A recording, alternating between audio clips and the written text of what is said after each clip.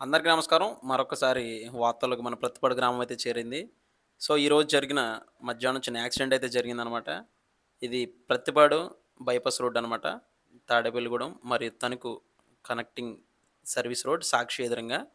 So, వివరాల్లోకెళ్తే driver గారు unconscious అయ్యి తల తిరిగినట్టు అనిపిచ్చి సడెన్‌గా కళ్ళు తిరిగినాయని అయితే చెప్తున్నారు.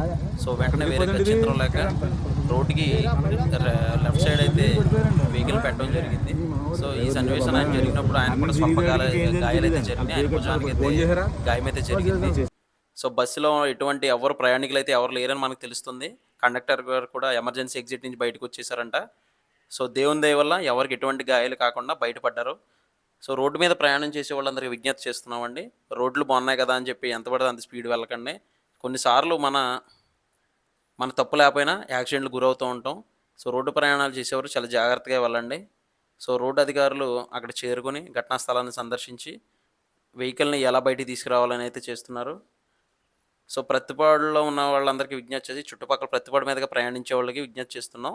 రోడ్లు ఈ మధ్యన చాలా బాగున్నాయి.